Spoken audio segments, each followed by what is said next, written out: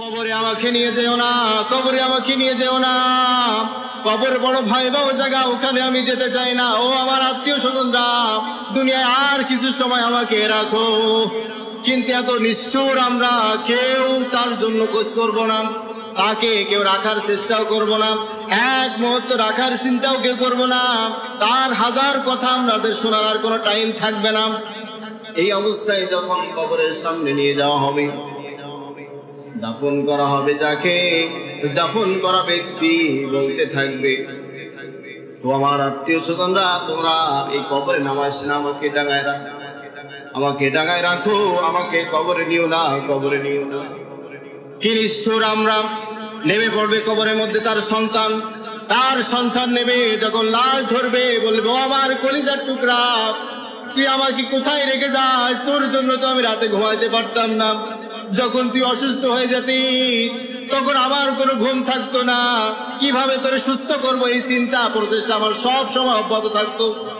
কিন্তু আজকের বাবা, কি অপরাধ আমি করেছি, কি আমি করেছি? তুই নিজ হাতে আমাকে এই কাদার ভেতরে শোয়াবি।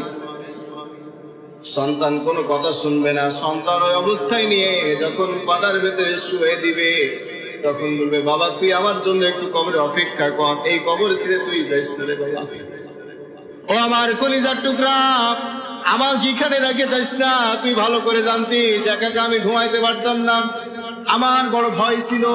কিন্তু আজকে এখানে রেখে যদি যাস, আমি কিভাবে থাকবো রে বাবা? একটু তুই চিন্তা কর। সন্তান কত কঠিন হৃদয়ের হবে। ওই সময় কবর থেকে যখন লাফ মেরে উঠে আসবে, উঠার সাথে সাথে লোকটি বলবে, বাবা তুই আমাকে রেখে যাস না। আও মাও করে কাঁদতে থাকবে আর বলতে থাকবে। পৃথিবীর কোনো মানুষ জানবে না, শুনতে পাবে না, বুঝতেও পারবে না। আল্লাহ রাব্বুল আলামিন আমাদেরকে জানিয়েছেন, যখন কোনো ব্যক্তি মৃত্যুবরণ করার পর যখন সে কথা বলে, তার কবরে যত শাস্তি হয় পৃথিবীর মানুষ আর জিনেরা জানে না, আর সমস্ত প্রাণীরা জানতে পারে। মানুষ আর জিন জানতে পারবে না আপনার আহাজারি, আর সব সৃষ্টি জানতে পারে। আল্লাহু আকবার। আপনাকে যখন ওই কবরে রেখে ছেলেটা উঠে আসবে, সন্তান উঠে আসার পর যখন একের পর এক বাস দিতে থাকবে, তখন লোকটি বলবে, বাবা রে বাস দিও না, আমাকে এভাবে তোমরা রেখে যাও, যাতে দুনিয়ার আলোটা একটু আমার উপরে পড়ে। এই দুনিয়ার আলোটা অন্তত আমি একটু দেখতে পাই। আমার জন্য তোরা বাস দিস না, মাটি দিস না, এইভাবে রেখে যা। পৃথিবীর মানুষ কত কঠিন হৃদয়ে, এক মুহূর্ত তার কথা শোনা হবে না, সাথে সাথে বাস দেওয়া হয়ে যাবে। বাস দিতে দিতে সাথে সাথে তার উপরে কাগজ দিয়ে যখন মাটি দিতে থাকবে, মাটি চাওয়া পড়ে লোকটা হাওমাও করে কাঁদবে আর বলবে, আমাকে তোরা মাটি দিস না, মাটি দিস না, এইভাবে রেখে দে, অন্তত পৃথিবীর আলোটা একটু আমি যেন দেখতে পাই, এভাবে তোরা রেখে যা। মানুষ শুধু কথা বলতে থাকবে, দ্রুত মাটি দে, মাটি দে, দোয়া করতে হবে। সব কথাগুলো তার কানে আসবে, শুনতে পাবে, কিন্তু তার কথা কেউ শুনবে না। এমন অবস্থায় যখন তার কবরটা ঢেকে দেওয়া হবে, কবরটা ঢেকে দেওয়া পুরা কবরটা অন্ধকার হয়ে থাকবে। ইমানদারদের কবরে অন্ধকার অবস্থায় প্রজ্বলিত আলো, দীপ্ত আলো বের হয়ে যাবে। সুবহানাল্লাহ। আলোটা বের হওয়ার সাথে সাথে লোকটা উঠে বলবে, এই আলো কোথা থেকে আসলো? কে আমার জন্য আলো নিয়ে আসলো? আমার সন্তানেরা তো আমাকে আলো দিয়ে যায় নাই। এই অন্ধকার কবরে এত হাজারি করেছিলাম, আজকে কেউ আলো দেয় না, আজকে কে আলো দিল? আর সাথে সাথে ডান পাশ দিয়া নামাজ দাঁড়িয়ে বলবে, আমি তোমার সেই নামাজ, দুনিয়ার জীবনে আমার জন্য বৃষ্টি বর্ষা শীত তুমি দেখো নাই, সব অপেক্ষা করে আগে নামাজ আদায় করেছিলে, আজকে তোমার কবরে আমি নামাজ তোমার সঙ্গী হয়ে গেলাম। আল্লাহু আকবার। নামাজ সঙ্গী হয়ে যাবে, তার সাথে নামাজ সঙ্গী হয়ে গেল, সাথে সাথে আরেকজন বের হয়ে যাবে, বের হয়ে বলবে, আমি তোমার সঙ্গী হয়ে দাঁড়িয়ে গেলাম। বলবে, কে তুমি? বলবে, আমি তোমার রোজা, যা আমার জন্য একটি মাস না খেয়ে দিনের বেলা তুমি কাটাইছিলে, তোমার স্ত্রী সংগ্রাম থেকে তুমি বিরত ছিলে আমার জন্য, আজকে তোমার কবরে নূর দেওয়ার জন্য, কবরে আলো দেওয়ার জন্য আমি হাজির হয়ে গেলাম। সুবহানাল্লাহ। মাথার দিক থেকে দাঁড়িয়ে যাবে, কোরআন তেলাওয়াত সকাল সন্ধ্যা আমাকে তেলাওয়াত করতে, আজকে তোমাকে কবরে আমি রেখে কেমনে থাকি? আমি তোমার সেই কোরআন তেলাওয়াত তোমার সামনে হাজির হয়ে গেছি। আল্লাহু আকবার। পায়ের দিক থেকে আপনার সেই নফল ইবাদত গুলো, আপনার দান সদকা গুলো দাঁড়িয়ে যাবে, বলবে আমি তোমার জন্য কবরে নূর দেওয়ার জন্য দাঁড়িয়ে গেলাম। সুবহানাল্লাহ। সঙ্গী দুইজন হলে তো হয়ে যেত, যে লাশ আছে ওই লাশ থাকলে আরেকজন থাকলে তো হয়ে যেত। আল্লাহ রাব্বুল আলামিন 4 জনের সঙ্গী ব্যবস্থা করে দিয়েছেন। সুবহানাল্লাহ। কবরের মধ্যে আর কোনো ভয়। এই অবস্থায় যারা কাফের অবস্থায় যারা মারা যাবে, তাদের কবরটারে আল্লাহ রাব্বুল আলামিন অন্ধকার করে দিবেন, আগুন দিয়ে পরিপূর্ণ করে দিবেন, সাপ আর বিচ্ছু দিয়ে কবরটারে ভরে দিবে। যারা কাফের, বেঈমান, মুনাফিক অবস্থায় দুনিয়ার থেকে বিদায় নিয়েছে, তাদের কবরগুলো আল্লাহ তাআলা আগুন দিয়ে পরিপূর্ণ করে দিবেন। এজন্য আমার প্রিয় ভাইরা, দুনিয়ায় যে সময়টুকু আমরা পেয়েছি, এই সময় হেলায় ফেলায় কাটালে হবে না। কবর কাউকে ছাড়বে। কবরে প্রশ্ন করার জন্য ফেরেশতারা চলে আসবে। কবরে ঈমানদারদের জন্য 5টা প্রশ্ন করা হবে, কাফেরদের জন্য 4টা প্রশ্ন করা হবে। 1 নম্বর প্রশ্ন করা হবে সাইকোলজিক্যাল প্রশ্ন, মনতান্ত্রিক প্রশ্ন করা হবে। আল্লাহ রাব্বুল আলামিনের ফেরেশতারা এসে যখন কবরে হাজির হয়ে যাবে, এমন অবস্থা দেখাবে সূর্যটা ডুবে যায় ভাব, এই অবস্থা দেখানো হবে তার সামনে। সূর্য যেন ডুবে যায় ভাব, ফেরেশতারা এসে হাজির, তাক সে উঠে গেল। ওটার সাথে সাথে যদি ওই ব্যক্তি বলে তোরা কারা আসছিস, তোরা বয়, আমি আগে আসরের নামাজ আদায় করে নেই, তারপরে তোদের সাথে কথা হবে। এই কথা যদি কোনো ইমানদার বলতে পারে, কোনো ব্যক্তি বলতে পারে, সাথে সাথে ফেরেশতারা বলবে ও আল্লাহর বান্দা, এটা নামাজ পড়ার জায়গা না, এটা হলো কবর, তুমি কবরে আসছো, এখানে আর নামাজ পড়া লাগে না। এই পৃথিবীতে যত মানুষ রয়েছে, মানুষের মধ্যে সাধারণত 2টা ভাগে বিভক্ত হয়ে যায়। এক মুসলমান আর এক হলো কাফের। মুসলমান যারা তাদেরও মৃত্যু হবে, কাফের যারা তাদের হবে না। মুসলমানদেরও মৃত্যু হবে, কাফেরদেরও মৃত্যু হবে। কেউ পৃথিবীতে চিরস্থায়ী ভাবে থাকতে পারবে না। সারা পৃথিবী শাসন করা এমন শক্তিধর কাফের রয়েছে, যারা সারা পৃথিবী শাসন করেছে, আল্লাহ তাআলাকে বাদ দিয়ে তারা নিজেকে প্রভুত্ব দাবি করেছে, এরপরেও তাদের মৃত্যুবরণ করতে হয়েছে। আল্লাহ রাব্বুল আলামিন যার যখন মৃত্যুর সময় নির্ধারণ করেছে, ওই সময় মৃত্যু হয়ে যাবে। অর্থাৎ কেউ ক্ষমতা পেয়ে সারা জীবন বেঁচে থাকে না, কেউ ক্ষমতা না পেয়েও বেঁচে থাকে না। সকলকে মৃত্যুর দরজায়, সকলকে হাজিরা দেওয়া লাগবে, সকলকে মৃত্যুর কাছে যেতেই হবে। এমন একটা মানুষ পাওয়া যাবে না যে মৃত্যুবরণ করে নাই। এই পৃথিবীতে 2টা শ্রেণীর মানুষের মৃত্যু হবে, কাফেরদেরও মৃত্যু হবে, ঈমানদারদেরও মৃত্যু হবে। আল্লাহ রাব্বুল আলামিন কাফেরদের মৃত্যু সম্পর্কে সূরা নাজিয়াতের ভিতরে ব্যাখ্যা আলোচনা করেছেন। আল্লাহ সুবহানাহু ওয়া তাআলা কোরআনুল কারীমের সূরা নাজিয়াতের প্রথম আয়াত থেকে বলছেন, ওয়ান নাজিআতিল গারকা। আল্লাহ রাব্বুল আলামিন একদম ফেরেশতাদের কথা শপথ করে আল্লাহ তাআলা বলছেন যে ফেরেশতারা কাফের, মুশরিক, মুনাফিকদের জান কবজ করবে। আসমান থেকে ফেরেশতারা চলে আসবে জান কবজ করার জন্য কাফেরদের। আল্লাহ বিরোধী শক্তি যারা, তারা তাদের সামনে যখন ফেরেশতারা এসে হাজির হয়ে যাবে জান কবজ করার জন্য, সামনে এসে প্রথম জান্নাতের একটা চিত্র তাদের সামনে তুলে ধরবে। জান্নাতের চিত্র তুলে ধরে বলবে, ও আল্লাহর বান্দা শোনো, এই পৃথিবীতে যত মানুষ এসেছে সকলের জন্য আল্লাহ রাব্বুল আলামিন জান্নাতে একটা করে ঘর বানাইছে। কোন সুবহানাল্লাহ। তুমিও সেই জান্নাতের অধিবাসী ছিলে। আজকে তোমার মারজে মাউত হবে, তোমার মৃত্যু হবে আজ। এই জান্নাত তোমার জন্য বরাদ্দ ছিল, কিন্তু দুনিয়ার জীবনে তুমি যে আমল করেছিলে, ওই আমলের কারণে এই জান্নাত মাইনাস হয়ে তোমার জন্য জাহান্নাম নির্ধারণ হয়ে গেছে। জাহান্নাম নির্ধারণ হওয়ার কারণ হলো দুনিয়ায় আসার পরে আল্লাহর প্রতি ঈমান আনে নাই, পরকালের প্রতি বিশ্বাস স্থাপন করে নাই, তাগুত শক্তিকে সমর্থন করেছে, শক্তিশালী করেছে, আল্লাহ ওয়ালা মানুষদের উপরে জুলুম করেছে, নির্যাতন করেছে। যারা ইসলাম প্রতিষ্ঠার জন্য কাজ করত তাদের উপরে জুলুম নির্যাতন করেছে, জেলে দিয়েছে, ফাঁসি দিয়েছে, দেশ বিরোধী বলে গালি দিয়েছে, হাজার অপরাধ করেছে। এই অপরাধের কারণে আল্লাহ রাব্বুল আলামিন তাদের জন্য যে জান্নাত বাজেট ছিল, ওই জান্নাত থেকে জাহান্নাম তাদের জন্য বরাদ্দ হয়ে গেল। তাহলে চিন্তা করেন, দুনিয়া আপনার আমার জীবন, দুনিয়া আপনার আমার জন্য যে হায়াত আল্লাহ তাআলা দিয়েছেন, এই হায়াতের এই সময় তারা পরিবর্তন করে জান্নাত আর জাহান্নাম হাসিল করার দরকার আছে না নাই? আমাদেরকে জান্নাত নিতে হবে কার কাছ থেকে? আমাদের যদি জাহান্নাম বরাদ্দ থাকে, মালিকের কাছে দোয়া করে মালিকের কাছ থেকে জান্নাত বরাদ্দ করতে রাজি আছেন তো সবাই?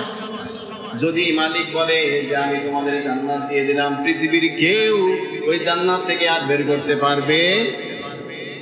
তা আল্লাহ তাআলা বলছেন অন্নাসিআতি গরকা, একদল আযাবের ফেরেশতাদের শপথ করে আল্লাহ রাব্বুল আলামিন বলছে, এরা বেঈমান কাফেরদের যখন জান কবজ করবে, জান কবজ করার আগে যখন তাদের সামনে জাহান্নামের চিত্রটা তুলে দেওয়া হবে, তখন তাদের রূহটা আর বের হতে চাবে না। জাহান্নামের এই ভয়াবহ চিত্র দেখে ভয়ে তাদের অন্তরে গলা শুকিয়ে যাবে, অন্তরটা যেন ভয়ে ভীতিকম্প হয়ে যাবে। এই সময় তারা বারবার চেষ্টা করবে রূহটা না দেওয়ার জন্য। আযাবের সমস্ত ফেরেশতারা বলবে, ও রূহ বের হয়ে যা, বের হয়ে আয়। ও খারাপ রূহটি বের হয়ে যায়, আর তোর থাকার সুযোগ নাই। রূহটা একবার মাথার কাছে আসবে, আবার দৌড়ায় ডান পায়ে বৃদ্ধা আঙুলের সামনে চলে আসবে, আবার দৌড়ায় মাথায় চলে আসবে, আবার বাম পায়ে বৃদ্ধা আঙুলের পরে যাবে। এভাবে বিদ্যুতের গতিতে ছুটাছুটি করবে, এরপরেও তার মৃত্যু থেকে পৃথিবীর কেউ রেহাই দিতে পারবে না। এই অবস্থায় দৌড়াদৌড়ি করতে থাকবে তার রূহটা। এক পর্যায়ে আল্লাহ রাব্বুল আলামিনের ফেরেশতারা বলবে, ও রূহ দৌড়াই লাভ নাই, তোর মূল্যবান সময় হায়াত শেষ, আজকে আমাদের সাথে তোদের বের হওয়া লাগবে। এক পর্যায়ে ফেরেশতারা এক থাবা মেরে রূহটা যখন বের করে নিবে, ওই রূহটা বের করে কেউ আর নিতে চাবে না। ঘৃণিত একটা রূহ দুনিয়ার জীবনে মদ খেয়েছে, গাঁজা খেয়েছে, ফেন্সি খেয়েছে, দুনিয়া হাজারো নেশা করেছে, অন্যায় কাজ করেছে, পাপাচারী কাজ করেছে, নামাজ পড়ে নাই, রোজা রাখে নাই, বরং যারা নামাজ পড়েছিল, রোজা রেখেছিল, তাদের উপরে জুলুম করেছে, টুপি দেখলে দাড়ি দেখলে ঠাট্টা টিটকিরি করেছে। আজকে তোমাদের সময় শেষ, আল্লাহর কাছে তোমাদের ফিরে যেতে হবে। রূহটা নিয়ে যখন তারা যেতে যাবে, কেউ রূহর দিকে তাকাতে চাইবে না। এত ঘৃণিত দুর্গন্ধযুক্ত একটা রূহ, এই রূহটা কেউ নিতে যাবে না। কোন রকম ভাবে আযাবের ফেরেশতারা ওই রূহগুলো নিয়ে আল্লাহ পর্যন্ত যাওয়ার চেষ্টা করবে। রাব্বুল আলামিন বললেন যাওয়া যাবে না। এভাবে তার রূহটা বের করে আল্লাহ রাব্বুল আলামিনের সামনে হাজির করে দিবেন।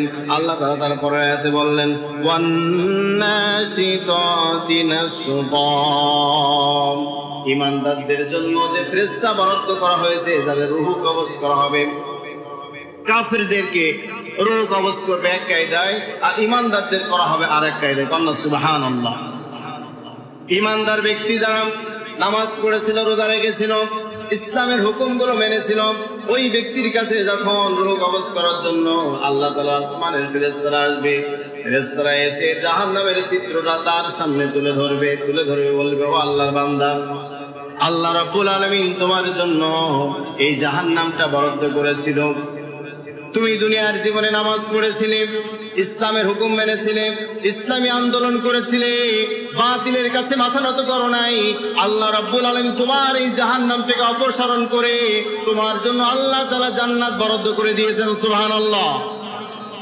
আল্লাহ রাব্বুল আলামিন জান্নাত তার জন্য বরাদ্দ করবেন এই কারণে দুনিয়ার জীবনে সে ইসলামের হুকুমগুলো মেনেছিল, ইসলামগুলো হুকুম মানার কারণে, ইসলামের সব হুকুম পালন করার কারণে আল্লাহ রাব্বুল আলামিন তার ওই জাহান্নাম থেকে বের করে জান্নাত দান করে দিবেন। কোন সুবহানাল্লাহ।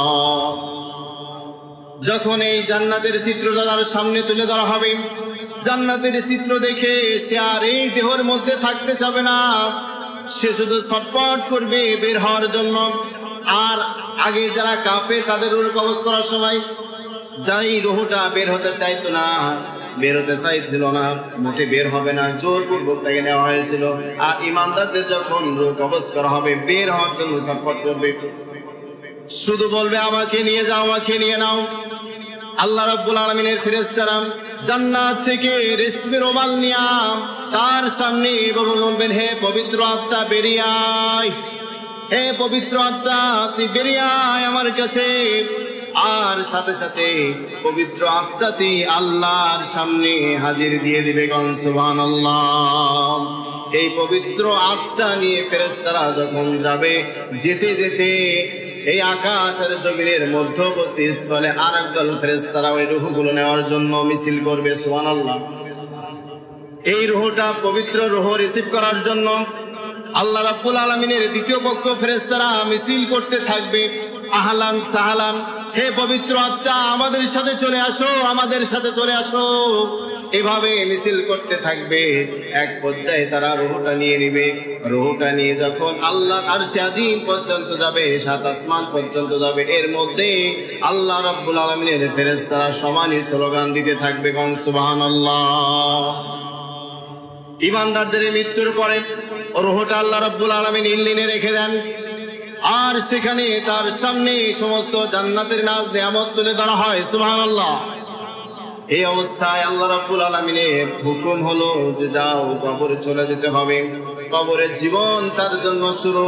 একবার যার মৃত্যু হয়ে যাবে, রাসূল করিম সাল্লাল্লাহু আলাইহি সাল্লাম বলেছেন তার জন্য মৃত্যুর পরপরই কিয়ামত শুরু হয়ে যায়।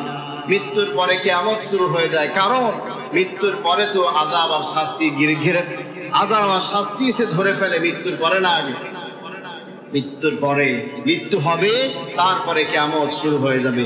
এজন্য দুনিয়ার জীবন যতটুকু আমরা পাই, এই জীবনে আল্লাহর কাজ ছাড়া, সেজদা করা আল্লাহ, দ্বীন ইসলাম প্রতিষ্ঠার জন্য কাজ করা আল্লাহর জন্য, এই সেজদা দিতে হবে আল্লাহর জন্য।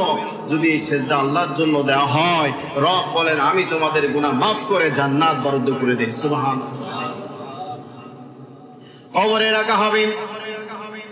মানুষ যখন মৃত্যুবরণ করে, যে যেখানে থাক না কেন, তার সেখান থেকে কবরটা বিস্তীর্ণ করে দেন কে? যদি কেউ সাগরে মারা যায়, সাগর তার জন্য কবর। যদি কেউ মাছের পেটে যায়, মাছ তার কবর হয়ে যায়। পৃথিবীর যে প্রান্তে যে যেখানে মারা যাবে, সেখানে সেটা তার জন্য কবর হয়ে যাবে। আল্লাহ রাব্বুল আলামিন ওই কবরটাকে বিস্তীর্ণ করে দিবেন। সুবহানাল্লাহ। মানুষ যখন মারা যায়, রূহটা চলে গেল, দেহ পড়ে আছে, দেহের কি দাম আছে? যতই যাই ক্ষমতাসীন ব্যক্তি হোক না কেন, যে যাই হোক না কেন, যতই সম্মানিত ব্যক্তি হোক না কেন, যখন মৃত্যুবরণ করে তার কি ওই নামটা থাকে? তার নতুন করে একটা নাম যোগ হয়ে যায়, লাশ। কখন এই লাশকে দাফন করবা, কখন জানাজা দেবা লাশের, কোন জায়গায় দাফন করবা লাশের, এই আলোচনা সমালোচনা আছে না নাই? কিন্তু বলে না অমুক ব্যক্তির জানাজা কখন করবা, এই কথা বলে না, আগে বলে লাশ। তার মানে যতই যাই কিছু করি না কেন, মৃত্যু একবার হয়ে গেলে এই দেহর আর কোনো দাম থাকবে না। এই দেহ আর কারোর ঘরে ওঠানো হবে না। আপনি টাকা পয়সা দিয়া কোটি কোটি টাকা খরচ করে বিল্ডিং বালাখানা করেছেন, আপনার স্বপ্ন ছিল 10 তলায় থাকা, 10 তলায় থাকেন। মৃত্যুর পরে আর কি 10 তলায় নিয়ে যাওয়া হবে? যদি আপনি হাসপাতালে ইন্তেকাল করেন, ওই হাসপাতালে মৃত্যু হওয়ার পর আপনাকে এনে আর 10 তলায় ওঠানো হবে না। আপনার জায়গা হলো ওই যে গাছের তলায়। আপনি কোটিপতি হয়েছেন, বিশাল ক্ষমতাসীন ব্যক্তি হয়েছেন, দেশের রাষ্ট্রপ্রধান হয়েছেন, এগুলো সব থাকতে পারে আপনার মৃত্যুর পরে। আপনার যে জায়গায় ঘুমাতেন, যে জায়গায় আপনি ঘুমাতেন, ওই জায়গায় আর নিয়ে যাওয়া হবে না। তাহলে এই দেহ, এই বডি, এই দুনিয়ার জন্য কি পাগল করা হয়ে গেছে। যখন মৃত্যু হয়ে যাবে, মৃত্যুর পরে আপনি বলতে থাকবেন, আমার সন্তানেরা আমাকে এখান থেকে আর নিয়ে যাও না, এই ঘর থেকে আমাকে আর বের করো না, এই ঘরের মধ্যে আমাকে রেখে দাও। এভাবে বারবার আপনি আহাজারি করতে থাকবেন। আপনার কোনো আহাজারি সেদিন শোনা হবে না। আপনার নিয়ে সকলের চেষ্টা প্রচেষ্টা থাকবে। আপনার সন্তানের আগে বলবে অমুক জায়গায় দাফন করো, ভাই তুমি যাও কাফনের কাপড় কিনে নিয়ে আসো, ভাই তুমি অমুক লোকের সংবাদ দাও যে আমার পিতাকে গোসল দিবে, আমার মাকে গোসল দিবে, ভাই তুমি যাও বাঁশ বাগানে কোন বাঁশগুলো কাটবে দেখা দাও। এভাবে সব দেখানো কাজ নিয়ে ব্যস্ত, আপনার কোনো কথা শোনার টাইম কারণ নাই। এই তো জীবন, এই জীবনের জন্য কি পাগল করা হয়ে যায় আমরা। অথচ একবার চোখ বুজে দেখেন যে সন্তানের জন্য পাগল হয়ে ছুটছেন, হারাম আর হালাল কিছু দেখেন না, সমানই অন্যায় পাপাচারী কাজগুলো করছেন।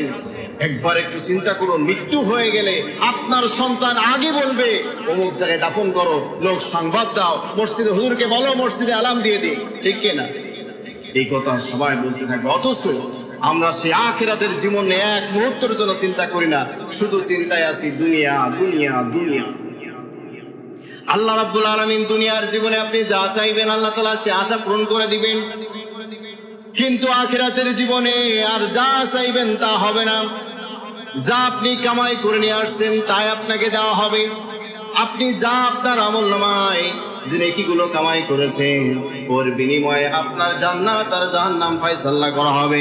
এক মুহূর্তের জন্য আল্লাহ রাব্বুল আলামিন বেইনসাফিগিরি করবেন না।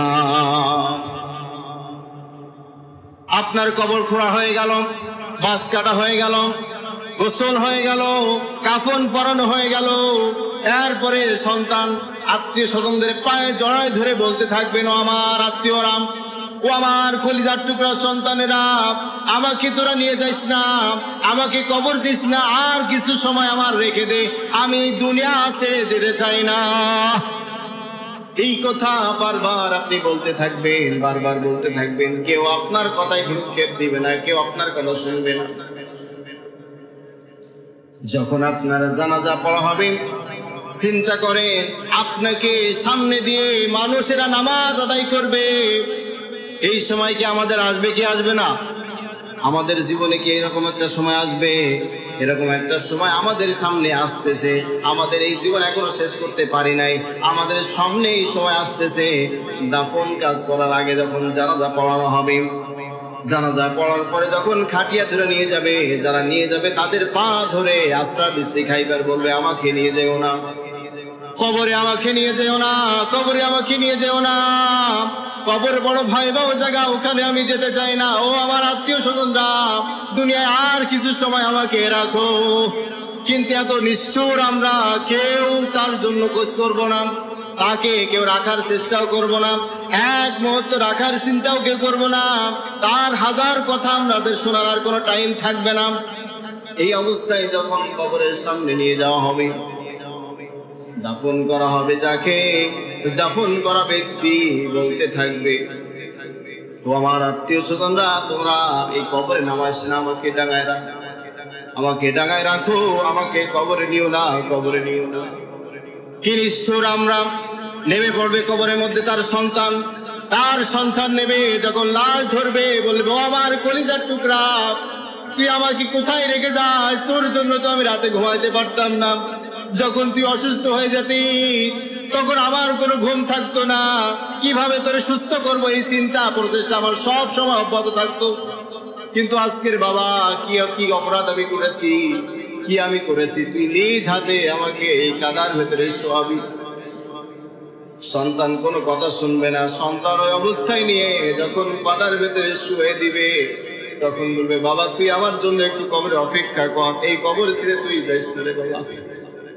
ও আমার কলিজার টুকরা, আমাকে এখানে রেখে যাইস না, তুই ভালো করে জানতিস একা একা আমি ঘুমাইতে পারতাম না, আমার বড় ভয় ছিল, কিন্তু আজকে এখানে রেখে যদি যাস আমি কিভাবে থাকবো রে বাবা, একটু তুই চিন্তা কর। সন্তান কত কঠিন হৃদয়ের হবে। ওই সময় কবর থেকে যখন লাফ মেরে উঠে আসবে, উঠার সাথে সাথে লোকটি বলবে, বাবা তুই আমাকে রেখে যাস না, আও মাও করে কাটতে থাকবে আর বলতে থাকবে। পৃথিবীর কোনো মানুষ জানবে না, শুনতে পাবে না, বুঝতেও পারবে না। আল্লাহ রাব্বুল আলামিন আমাদেরকে জানিয়েছেন, যখন কোনো ব্যক্তি মৃত্যুবরণ করার পর যখন সে কথা বলে, তার কবরে যত শাস্তি হয় পৃথিবীর মানুষ আর জিনেরা জানে না, আর সমস্ত প্রাণীরা জানতে পারে। মানুষ আর জিন জানতে পারবে না আপনার আহাজারি, আর সব সৃষ্টি জানতে পারে। আল্লাহু আকবার।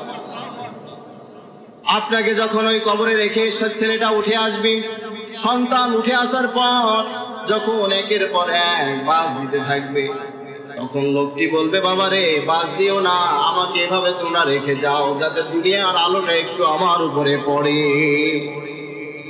এই দুনিয়ার আলোটা অন্তত আমি একটু দেখতে পাই। আমার জন্য তোরা বাস দিস না, মাটি দিস না, এইভাবে রেখে যা। পৃথিবীর মানুষ কত কঠিন হৃদয়ে, এক মুহূর্ত তার কথা শোনা হবে না, সাথে সাথে বাস দেওয়া হয়ে যাবে। বাস দিতে দিতে সাথে সাথে তার উপরে কাগজ দিয়ে যখন মাটি দিতে থাকবে, মাটি চাওয়া পড়ে লোকটা হাওমাও করে কাঁদবে আর বলবে, আমাকে তোরা মাটি দিস না, মাটি দিস না, এইভাবে রেখে দে, অন্তত পৃথিবীর আলোটা একটু আমি যেন দেখতে পাই, এভাবে তোরা রেখে যা। মানুষ শুধু কথা বলতে থাকবে, দ্রুত মাটি দে দোয়া করতে হবে। সব কথাগুলো তার কানে আসবে, শুনতে পাবে, কিন্তু তার কথা কেউ শুনবে না। এমন অবস্থায় যখন তার কবরটা ঢেকে দেওয়া হবে, কবরটা ঢেকে দেওয়া পুরা কবরটা অন্ধকার হয়ে থাকবে। ইমানদারদের কবরে অন্ধকার অবস্থায় প্রজ্বলিত আলো, দীপ্ত আলো বের হয়ে যাবে। সুবহানাল্লাহ। আলোটা বের হওয়ার সাথে সাথে লোকটা উঠে বলবে, এই আলো কোথা থেকে আসলো? কে আমার জন্য আলো নিয়ে আসলো? আমার সন্তানেরা তো আমাকে আলো দিয়ে যায় নাই। এই অন্ধকার কবরে এত হাজারি করেছিলাম, আজকে কেউ আলো দেয় না, আজকে কে আলো দিল? আর সাথে সাথে ডান পাশ দিয়া নামাজ দাঁড়িয়ে বলবে, আমি তোমার সেই নামাজ, দুনিয়ার জীবনে আমার জন্য বৃষ্টি বর্ষা শীত তুমি দেখো নাই, সব অপেক্ষা করে আগে নামাজ আদায় করেছিলে, আজকে তোমার কবরে আমি নামাজ তোমার সঙ্গী হয়ে গেলাম। আল্লাহু আকবার। নামাজ সঙ্গী হয়ে যাবে, তার সাথে নামাজ সঙ্গী হয়ে গেল, সাথে সাথে আরেকজন বের হয়ে যাবে, বের হয়ে বলবে, আমি তোমার সঙ্গী হয়ে দাঁড়িয়ে গেলাম। বলবে, কে তুমি? বলবে, আমি তোমার রোজা, যা আমার জন্য একটি মাস না খেয়ে দিনের বেলা তুমি কাটাইছিলে, তোমার স্ত্রী সংগ্রাম থেকে তুমি বিরত ছিলে আমার জন্য, আজকে তোমার কবরে নূর দেওয়ার জন্য, কবরে আলো দেওয়ার জন্য আমি হাজির হয়ে গেলাম। সুবহানাল্লাহ। মাথার দিক থেকে দাঁড়িয়ে যাবে, কোরআন তেলাওয়াত সকাল সন্ধ্যা আমাকে তেলাওয়াত করতে, আজকে তোমাকে কবরে আমি রেখে কেমনে থাকি? আমি তোমার সেই কোরআন তেলাওয়াত তোমার সামনে হাজির হয়ে গেছি। আল্লাহু আকবার। পায়ের দিক থেকে আপনার সেই নফল ইবাদতগুলো, আপনার দান সদকাগুলো দাঁড়িয়ে যাবে, বলবে, আমি তোমার জন্য কবরে নূর দেওয়ার জন্য দাঁড়িয়ে গেলাম। সুবহানাল্লাহ। সঙ্গী দুইজন হলে তো হয়ে যেত, যে লাশ আছে ওই লাশ থাকলে আরেকজন থাকলে তো হয়ে যেত। আল্লাহ রাব্বুল আলামিন 4 জনের সঙ্গে ব্যবস্থা করে দিয়েছেন। সুবহানাল্লাহ। কবরের মধ্যে আর কোনো ভয়। এই অবস্থায় যারা কাফের অবস্থায় যারা মারা যাবে, তাদের কবরটারে আল্লাহ রাব্বুল আলামিন অন্ধকার করে দিবেন, আগুন দিয়ে পরিপূর্ণ করে দিবেন, সাপ আর বিচ্ছু দিয়ে কবরটারে ভরে দিবে। যারা কাফের, বেঈমান, মুনাফিক অবস্থায় দুনিয়ার থেকে বিদায় নিয়েছে, তাদের কবরগুলো আল্লাহ তাআলা আগুন দিয়ে পরিপূর্ণ করে দিবেন। এজন্য আমার প্রিয় ভাইরা, দুনিয়ায় যে সময়টুকু আমরা পেয়েছি, এই সময় হেলায় ফেলায় কাটালে হবে না।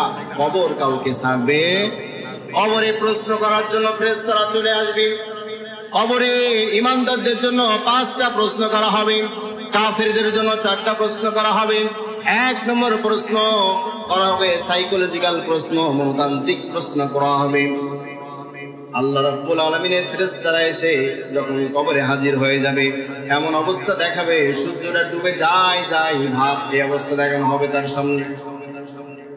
সূর্য যেন ডুবে যায় ভাব, ফেরেশতারা এসে হাজির, তাক সে উঠে গেল। ওটার সাথে সাথে যদি ওই ব্যক্তি বলে, তোরা কারা আসছিস, তোরা বল, আমি আগে আসরের নামাজ আদায় করে নেই, তারপরে তোদের সাথে কথা হবে। এই কথা যদি কোনো ইমানদার বলতে পারে, কোনো ব্যক্তি বলতে পারে, সাথে সাথে ফেরেশতারা বলবে, ও আল্লাহর বান্দা, এটা নামাজ পড়ার জায়গা না, এটা হলো কবর, তুমি কবরে আসছো, এখানে আর নামাজ পড়া লাগে না। আসরের নামাজের সময়টা দেখানো হবে।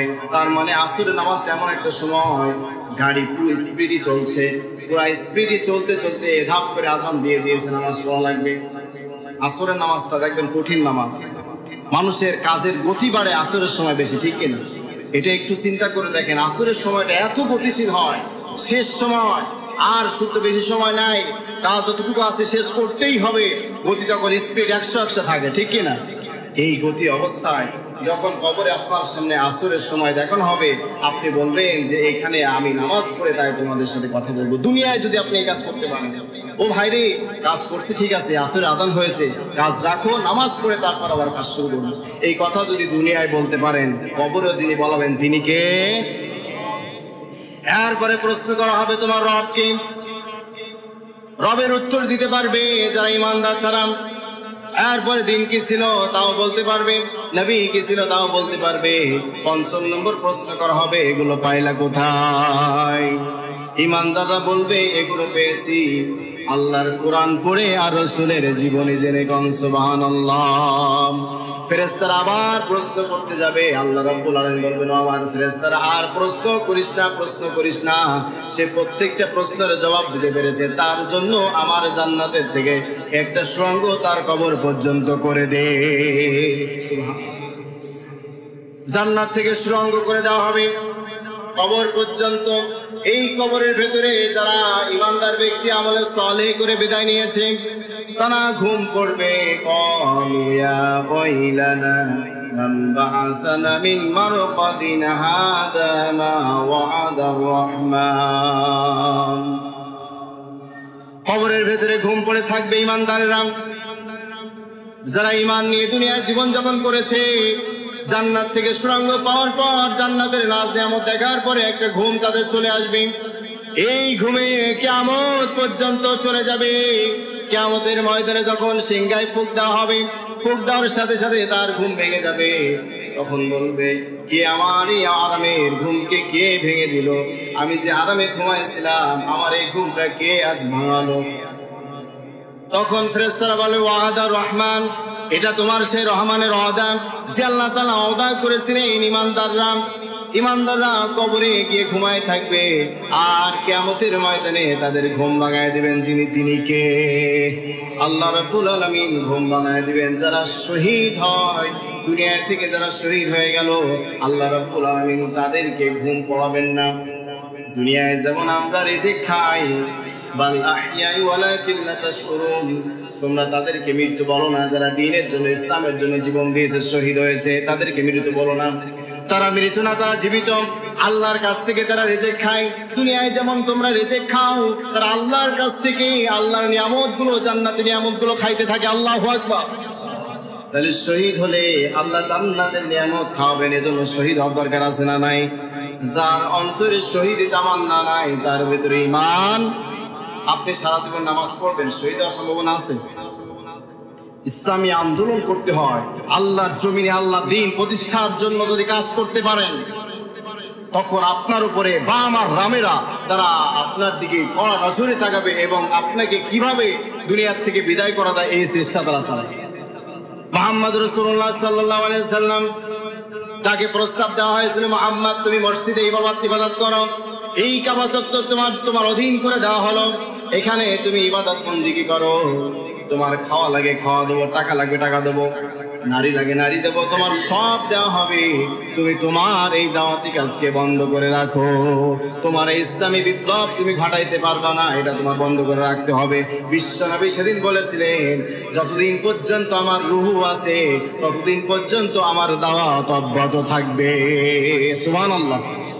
আমাদেরকে ওই প্রতিজ্ঞা করতে হবে, এই দৃঢ় প্রতিজ্ঞাকে নিয়ে সামনে এগোতে হবে। যতদিন পর্যন্ত ইসলাম প্রতিষ্ঠা না হচ্ছে ততদিন পর্যন্ত দ্বীনের উপরে অটল থাকতে হবে। রাজি আছেন কারা কারা? হাত তুলে আল্লাহকে দেখান। আল্লাহ তাআলা আমাদের হাতগুলোকে কবুল করেন, কোন আমিন। আল্লাহ তাআলা মৃত্যুকাল পর্যন্ত ইসলামের জন্য কাজ করতে পারি সে তৌফিক আমাদের সকলকে দান করুন, কোন আমিন। তাহলে শহীদ হলে লাভ হলো আপনি আমি অনন্তকাল দুনিয়ায় এই জীবন শেষ হওয়ার সাথে সাথে আল্লাহ তাআলার কাছ থেকে রিজিক খাইতে পারবো। আর এই শহীদ হতে হলে ইসলামী বিপ্লব ঘটানোর জন্য আপনার প্রচেষ্টা অব্যাহত রাখতে হবে। যদি এটা না থাকে আপনার উপরে কোনো জুলুম আসবে না। যখন আপনি চাঁদাবাজির বিরুদ্ধে কথা বলবেন, যখন চাঁদার বিরুদ্ধে আপনি রুখে দাঁড়াবেন, মানুষ হত্যার বিরুদ্ধে রুখে দাঁড়াবেন, যখন কোরআনের আইন শাসন বাস্তবায়নের জন্য কথা বলবেন, তখন এক শ্রেণীর মানুষ রয়েছে তারা আপনাকে ভালো নজরে দেখবে না, ঠিক কিনা? যদি মসজিদে একটু বলা হয় চাঁদাবাদের বিরুদ্ধে, অনেক জায়গায় শোনা যায় হুজুরদের পিটানো শুরু হয়েছে, চাঁদাবাজির বিরুদ্ধে কথা বলা যাবে না। অথচ চাঁদাবাজি করা ইসলামে হারাম। এই হারাম কাজ তোমরা করবা আর আলেম ওলামা বরদাস্ত করবে, এটা কখনো হতে পারে? হারাম কাজ করবা আর আমরা বসে বসে দেখবে, এটা হতে পারে না। কারণ কি? তোমরা হারাম কাজ করলে আমাদের কোনো লাভ নাই, লস নাই। তোমরা জাহান্নামে যাবে, আমরা চাই জাহান্নাম থেকে আমাদেরকে আল্লাহ তাআলার কাছ থেকে কিভাবে জাহান্নাম হাসিল করে জাহান্নাম থেকে আমরা জান্নাতে আসতে পারি, এই প্রচেষ্টা আমরা দেখাতে চাই, ঠিক কিনা? আমরা কারোর উপরে জুলুম, নির্যাতন, সুদ, ঘুষ, জেনা, ব্যভিচার এইগুলো চাপিয়ে দেওয়া হোক, এটা আমরা চাই। এখন তো দেশের একটা রব উঠেছে, ইসলাম। ইসলাম আল্লাহ যদি চায় ইসলাম প্রতিষ্ঠা হয়ে যাবে, আর আল্লাহ যদি না চায় ইসলাম প্রতিষ্ঠা হবে। পৃথিবীর সব মানুষ যদি ইসলামের সমর্থন করে, আল্লাহ যদি না চান ইসলাম প্রতিষ্ঠা হবে না। এজন্য আপনার আমার চেষ্টা, প্রচেষ্টা, চিন্তা, চেতনা, সব সময় কল্পনা, পরিকল্পনা সব থাকতে হবে ইসলামের জন্য। কার জন্য? আল্লাহকে খুশি করার জন্য। যদি আমরা এই কাজগুলো করতে পারি, রব অবশ্যই আমাদের উপরে খুশি হবেন। আর যার ভেতরে শহীদি তামান্না থাকবে না, তার ভেতরে ঈমান থাকবে। আরো জোরে কান, ঈমান থাকবে। শহীদি তামান্না যদি আপনার অন্তরে না থাকে, আপনার ভেতরে ঈমান থাকবে না। এজন্য আমার প্রিয় ভাই, আসুন আমরা সুন্দর একটা দেশ গড়ার জন্য চিন্তা করি। যে দেশে আমরা তো মুসলমানের দেশ, 56,000 বর্গ মাইলের দেশ, 96% মুসলমানের দেশ। এই মুসলমানের যদি আমরা ঐক্যবদ্ধ হয়ে কোরআনের আইন শাসন করতে পারি, তাহলে এই দেশে চুরি থাকবে না, জেনা থাকবে না, ব্যভিচারী থাকবে না, চাঁদাবাজি থাকবে না, টেন্ডারবাজি থাকবে না, রডের বদলে বাস থাকবে। এগুলো থেকে আমরা বাঁচতে পারবো। এই জন্য আমরা চাই কোরআন আসুক। কি আসুক? কোরআন, সংসদে কোরআন আসুক। এটা আসলে আমাদের সকলের লাভ। অনেকে বলছেন যে কোরআন আসলে কোরআনে আইন বাস্তবায়ন করতে পারবে না হুজুররা।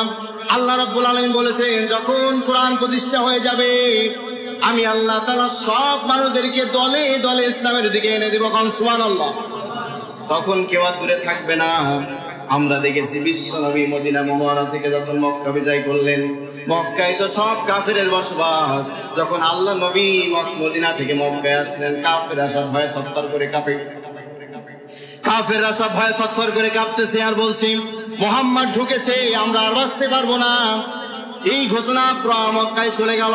একজন বৃদ্ধা মহিলা, সে তার পুটলা পুটলি নিয়ে দৌড়ানো শুরু করেছে, হাঁটতেছে। বুড়ি মানুষ হাঁটতে পারে না। একবার তার পুটলা ঘাড়ে ওঠে, আর একটা কাকে নেয়, একটা হাতে নেয়, ঘাড়েরটা পড়ে যায়, কাকেরটা পড়ে যায়। এইভাবে আল্লাহ নবী দেখে দৌড়ে আসলেন আল্লাহ নবী তার কাছে। আল্লাহ নবী এসে বলছে, বুড়িমা কি হয়েছে, তুমি এত তাড়াহুড়া লাগাচ্ছ কেন? বুড়িমা বলছে, তুমি কি আমার জানো না, তুমি কি শোনো নাই, আব্দুল্লাহর বেটা মোহাম্মদ আসতেছে, আব্দুল্লাহর বেটা মোহাম্মদ আসতেছে, সে যদি আমাকে পায় কতল করবে, এজন্য দৌড়াই পালায়, ওই পাহাড় পদদেশে যেতে চায়। আল্লাহ নবী বললেন, ও বুড়িমা আমার কাছে দাও। পুটলা পুটলি গুলো আল্লাহ নবীর সঙ্গে নিজ হাতে নিলেন, বুড়ি নিরাপত্তা স্থান পর্যন্ত পৌঁছাই দিলেন। পৌঁছাই দিয়ে আল্লাহ নবী চলে আসছে। এমন অবস্থায় বুড়িমা তার টুকলা থেকে একটা টাকা বের করলেন। টাকা বেরকে বলছে, বাবা দাঁড়াও, তুমি যে কষ্ট করে আমার এ পর্যন্ত এনে দিয়েছো, তুমি কিছু পাও না, আমার কাছে পাও, ধরো কিছু টাকা তুমি নাও। আল্লাহ নবী বলছেন, বুড়িমা আমি টাকা নেব না। বুড়ি তখন বলছে, কে তুমি? আমার মক্কায় তো এমন কোন সন্তান নাই যে বিনা কষ্টে, বিনা কারণে কোনো কাজ করে দেয়, বিনা পারিশ্রমে কোনো কাজ করে দেয়, এমন সন্তান তো মক্কায় নাই। তখন আল্লাহ নবী বললেন, ও বুড়িমা, যার ভয়ে পাহাড় পর্যন্ত পালালে, আমি সেই আব্দুল্লাহর বেটা মুহাম্মদ সাল্লাল্লাহু আলাইহি ওয়াসাল্লাম। বুড়িমা বললেন, তুমি যদি হও মুহাম্মদ, আমাদেরকে সারা জীবন ভুল বোঝাইছে, রাজাকার রাজাকার বলে গালি দিয়েছে, আজকে দেখছি তোমরা রাজাকার নও, তোমরা সব থেকে শ্রেষ্ঠ সন্তান। আল্লাহু আকবার। সাথে সাথে বুড়ি মহিলা বলল, আর দেরি করো না, আর দেরি করো না, আমাকে পড়ায় দাও লা ইলাহা ইল্লাল্লাহু মুহাম্মাদুর রাসূলুল্লাহ সাল্লাল্লাহু আলাইহি ওয়াসাল্লাম। ও দাঁড়াতা ভালোবাসা দিয়ে ইসলাম প্রতিষ্ঠা হয়েছে। আজও আমার দেশে দেখা যায় শত অপরাধ করা হয়েছে, কেন্দ্রীয় নেতৃবৃন্দদেরকে ফাঁসি দিয়েছে, হাজার হাজার মানুষদেরকে গুম আর খুন করেছে, জুলুম নির্যাতন করেছে, আর পরে একজন ব্যক্তি বলেছে সব মানুষকে ক্ষমা করে দিলাম, সারা বাংলাদেশের সব মানুষ ক্ষমা করে দিয়েছে। আল্লাহু আকবার।